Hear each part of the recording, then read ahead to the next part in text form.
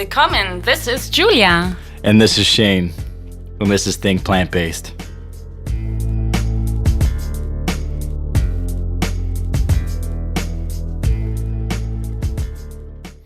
Think Plant-Based. Make sure to check out recipes, health tips, travel tips at www.thinkplantbased.com. And we're officially on iTunes, so please rate and write us a review on iTunes. Write us a review. Give us 2 stars, 3 stars, maybe 5 stars. Let us know. For sure, 5. Yeah, I mean, who would give us 2 stars anyways, right? But yeah, make sure to do that because that's how we get found. We are also on YouTube. Check us out and find us on Think Plant-Based. Have you ever dreamt of like guilt-free sweets? All the time. Like you can eat so much that you don't feel bad about it when you ate it all? Yeah, all the time. Maybe our special guest can tell us a little bit more. Yeah, all the way from Miami, Florida. Welcome, Rym. Hi. Hi. Thank you very much for having me. Yeah, our pleasure. Yeah. So tell listeners a little bit more about yourself and your company. Yeah, sure. So I've created this company initially like several years ago. I used to live in London, and we created what was at that time the first Magnum style of ice cream. And then COVID hit back and forth anymore. And also I contracted a gestational diabetes. So it forced me to rethink about how I could bring, like basically how I could expand or more focus, let's say, my business here in the US because I couldn't travel anymore. So I decided to bring all our operations here, and now we are basically like we've launched recently, and we've created like a full line of chocolate and baking goodies that have less than a teaspoon of sugar for a whole bag or a whole bar, and that are plant-based. Yeah, we had the pleasure to try it, and it's so amazing. Good. Yeah, like you so can't good. even tell the difference that there's no sugar, because some treats maybe not, they don't have the sugar, but you can tell, but not with your products at all. And I'm a huge fan of peanut butter. Yeah, right. The peanut butter cups.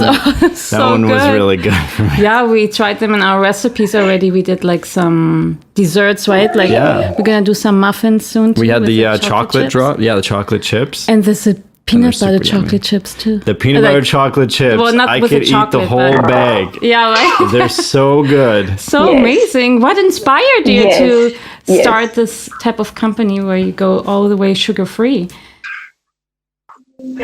So initially, I was following a plant-based diet. I've been following a plant-based diet for several years, almost 7. And the thing is, I mean, plant-based diet is good in the sense that you eat a lot of whole foods and it can be very healthy. But the problem is I still had like a sweet tooth, and it kicked a lot during my pregnancy. So I ended up with a gestational diabetes. So I had to make sure that I could still indulge while still being able to follow my plant-based diet, because this diet has done wonders for me. And the thing is, I couldn't, because I've been living in the US for quite some time now, like about 5 years, and I couldn't find anything. So I went to Whole Foods, to Target, like to a lot of like grocery stores, and everything I could find was like dark chocolate, like with a low amount of sugar, or otherwise there was like a very strong aftertaste, and I wasn't very much satisfied. And at that time, we came here to. I basically stopped my operations in Europe, and I thought, okay, I have a product here. I have an idea of a product, and it's not a Me Too product because it can really, really bring something to the table. Like, because all the products here that are low sugar are either basically like have a strong aftertaste or have an ingredient list that I didn't feel very comfortable to eat on a day-to-day basis.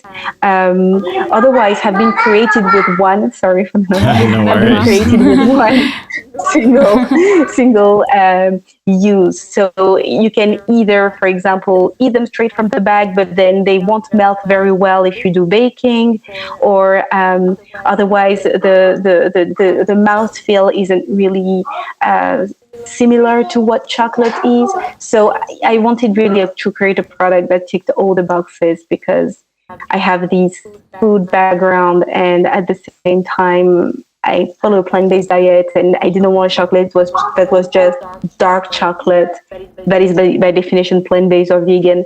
I wanted more, and same for the sugar. So I wanted a product that had no aftertaste, that could fool the most skeptical people. So that's how I ended up creating this kind of product. And it most amazing. certainly does. Yeah. Yeah, I grew It's up delicious. in Europe, so we actually need the products you have over there. Are you planning to bringing them back to Europe to distribute them over there?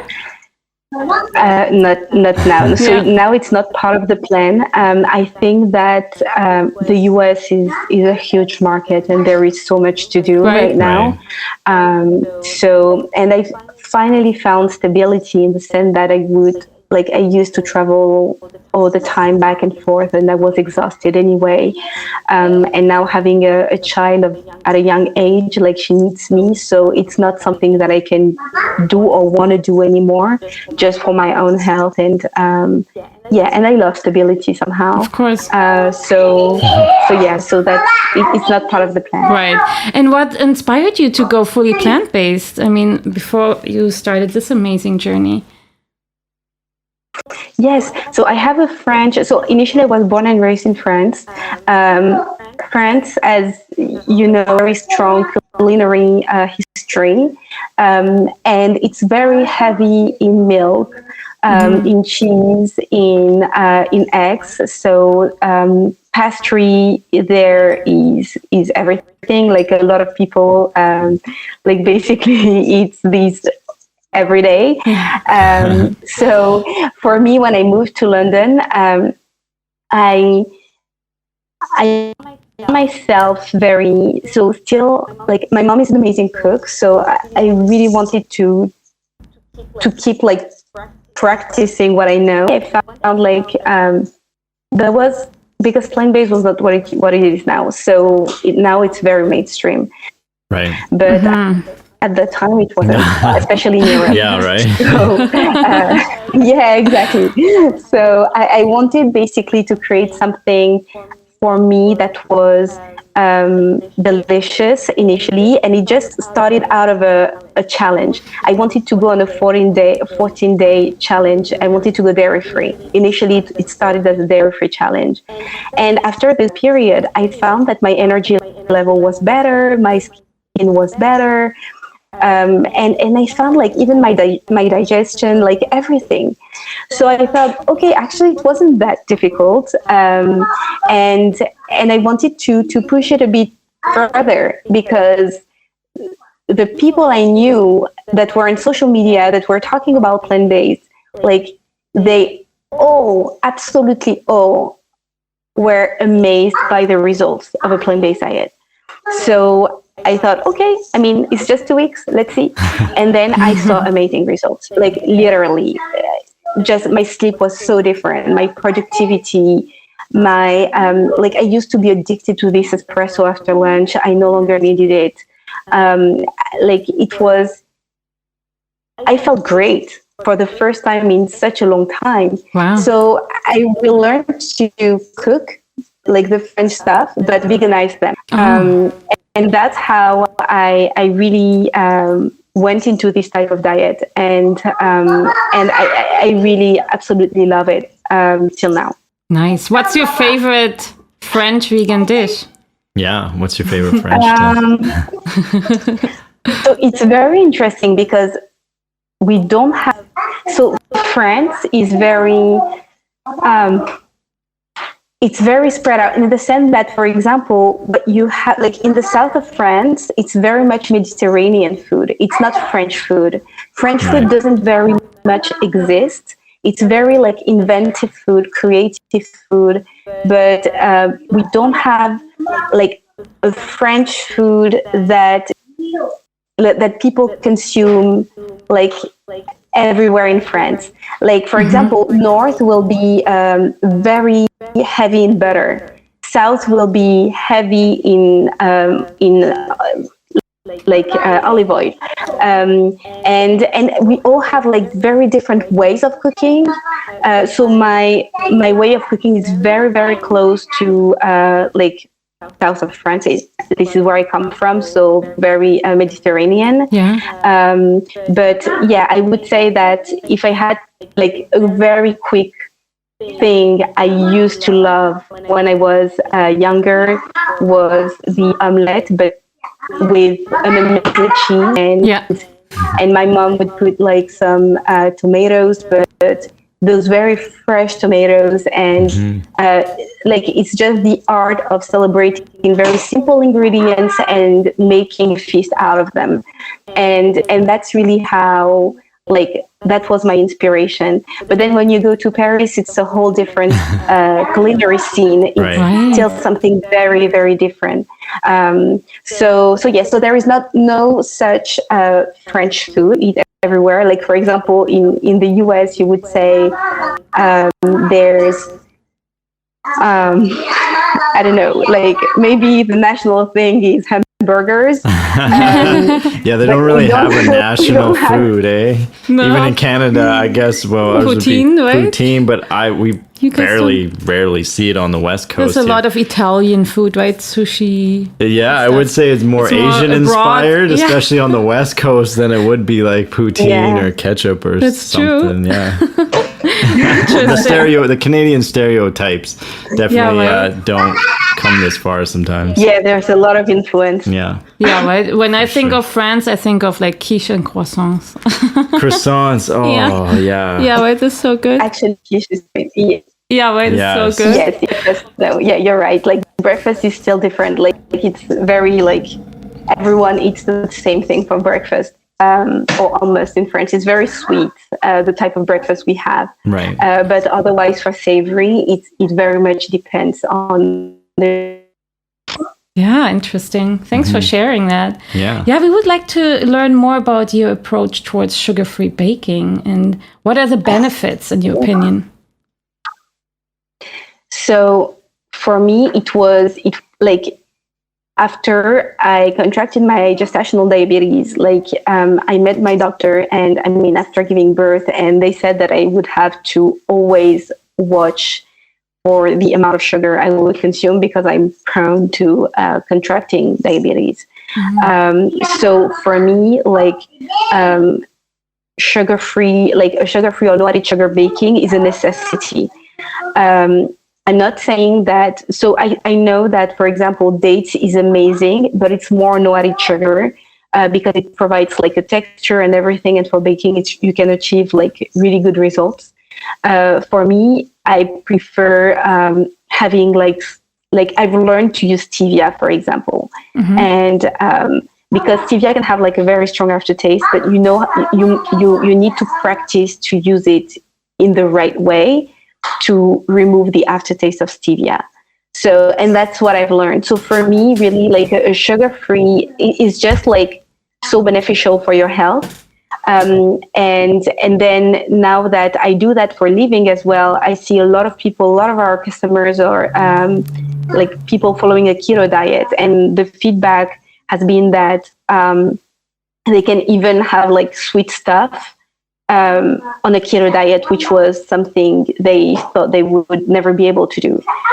So for me, it's just like my lifesaver, literally, because I don't want to become diabetic. It's just I know people in my family that are, and it's very hard. So yeah, for me, it's just like health benefits. Right. Clearly. You even have like for sure sugar-free maple syrup. Yeah, oh, that's a big competitor for like Canadians. There you go. Yeah, speaking of Canadian stuff, yeah, sugar-free maple syrup was actually pretty good. It was so pretty close. Pretty close. Yeah. And it didn't have a weird aftertaste at all. It just tastes really good. We put in our banana muffins. Thank you. Yeah, it's really good. Next time we make pancakes, we're definitely going to put them on there too. Yeah, definitely. They're yummy. Thank you so much. Yeah. Yes. So this was really because maple syrup, I mean, is just an amazing, amazing, amazing ingredient. I think we all agree, especially you guys are Canadian, so I don't think you're going to say the opposite. But it's just like so versatile. You can drizzle, but you can also bake with it. And there are actually vitamins and minerals that really makes it like a good, let's say, no refined sugar alternative. So I wanted to create this time a very low sugar kind of maple syrup. And the target was to just have a maximum of 2 grams sugar per serving, which is 2 tablespoons. And that's really because I used to have it all the time, baking and on pancakes and waffles and yeah. Great. And do you have any advice for people who would like to bake more healthy, especially when you live in a small town? You have very limited access to products. You know what I mean? Mm-hmm. Yeah, absolutely. I think it's always nice to start with to find a blog that like have very simple recipes, and recipes with just a few ingredients. Yeah, that's the first thing, because not only like it will be like easier and less intimidating to start baking, but it will also like you're more likely to have the ingredients. And then I think that depending on the sweeteners you choose, there is a little bit of practice, but there are like Amazon, for example, is an amazing place to get shipped. You do a subscribe and save once a month or once every 2 months. You get your orders shipped, and that's it. You don't need to leave your house. And even if you live in a small town, you can still get like the right products. And I believe that it's like you can find these on Amazon, but you can also find these on alternative websites, like basically like brand websites. Normally they ship everywhere, but that's for me when I find like when there is a brand I really, really like or an ingredient that I really want, I just don't go outside anyway to buy it at the supermarket. I just order it. Right. And then subscribe and saves are just like lifesavers because there is a discount, so it's less expensive, and you don't need to replace an order every time. That sounds great. Yeah, Amazon's good for people that can't get access to all the goodies. Totally. It's just there for everyone and so convenient. And it's just tricky when you live. With COVID, yes. Yeah. Sorry, Julia. With COVID, like everything has changed. Like now you no longer need to rely just on Amazon. Like for example, if you have a very specific brand in mind that you really love, that isn't even on Amazon, you can still get delivered, which wasn't like necessarily the case before. A lot of brands would ship, but there would be a lot of restrictions. Now it's so easy. Like you can have access to any type of product you want. But yeah, I think that finding 1 or 2 blogs, just to go back to your question, that like offer recipes like regularly that have less than 5 ingredients is the best and easiest way to start, especially if you're intimidated by like this whole cooking, baking process. Right. Yeah, right. totally. And how start simple and work. Exactly. More elegant. Yeah. Mm-hmm. And how can people get your products, when they don't live in the States, or let's say they live in Canada or in Germany? Are they able to order them online wherever they are in the world? So at the moment, we only ship in the US. We are working on Canada, like at the next country, and I don't think we will do more than US and Canada. But it's a country that I really have my eyes on because I think that their tastes are not too different from US tastes, and still the same language. And because when you think about it in Europe, there are so many languages. Right. Yeah. 420 million people live in Europe. But now, if you think of the amount of languages there are, the amount of cultures, the amount of history, heritage, like it's very much, you don't talk to 4 people plus, like you talk to 60 million people at a time, while the US is already a huge market, but then Canada is like very close to some aspect because of the language, because there's been like a bit of history between the two countries, and the kind of like the tastes are not too far from each other. Generally, when you have a concept that works in Canada, it works in the US and vice versa. For sure. So so that's why we really believe that Canada can be very successful for us, like a successful market. Sounds amazing. Yeah. Yeah, talking about future plans, pretty much. We know you're going to come to Canada real soon here. But is there any other future plans that you got going? Like maybe go to Mexico for a vacation? No, I think, vacation. No, it won't be. Everyone's going there lately, so I don't know, Yeah, right? No, I love this country. I really, really love Mexico, but it's not part of the plan for this year. No, I'm trying actually to visit my parents in France. I haven't seen my dad in almost 3 years because of COVID. So this year is the right one. I need to go and visit him. But otherwise, business-wise, we plan to create more flavors of peanuts. And yummy. One of the feedback we get was about our sugar. A lot of people say that our sweetener blend has no aftertaste, and they would like we received a lot of suggestions to offer it separately. So it's something that we want to be able to put on the market. So it's something we're working on.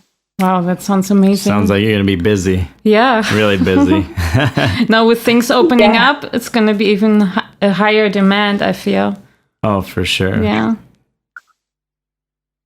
It's like, the way I see it is there is still so much to do in the low space, I found, because it's not as mainstream as other, for example, do you remember like the paleo time where you would have like so many paleo products everywhere on shelves? Yeah. It's no longer the case, but in the low sugar space, so of course there's keto that is not too far from, low sugar is one of the components of a keto diet, not the only component, but one of them. But then when you consider like just low sugar and you just disregard like keto, there is so much to do in this arena, because like there are more and more brands starting to look at it. But I find that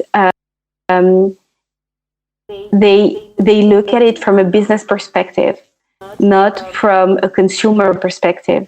Because very often, like in bigger, like in blue chips companies, they do stuff based on data. They don't have a founder really, like they have shareholders. And so there is, the way they do it is dictated by data, like quantitative data, not qualitative one necessarily. And I find that there is a bit of a letdown somehow, because they are not that close to customers. There is so many layers between the company and the customers.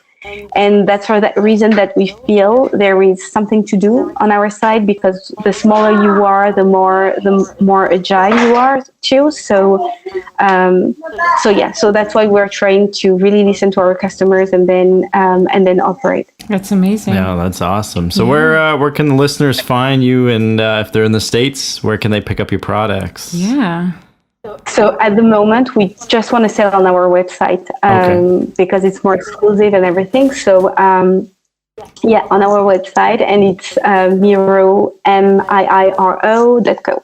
That's amazing. I'm sure you get a lot of customers, and they won't regret trying. Yeah, we'll put up in the show notes, and people can buy their not so sweet stuff. Yeah, right. I guess you'd say. Yeah. Sure. Yeah. I mean, we are happy to issue a discount code for your audience. It's always very nice to do that, and for your audience that listen to the podcast, and they can try. And so we're more than happy to issue a discount for you. You could add to your notes. Oh, that's great. Yeah, thanks that's awesome. So much. Yeah, thanks so much. Awesome. Thanks for being on our show. Thanks for being on our show and taking the time in your busy schedule, watching kids and doing a podcast at the same time. It's not an easy task, but you did it well. Yeah, you balanced it really well. Yeah. Well, I hope it's still very you didn't hear her singing and calling She was an angel. Oh yeah, she was fine. Yeah. Cool. Thanks so much, and thank you so much, guys. À la prochaine. Au revoir. Take care, Bye. See ya. Bye.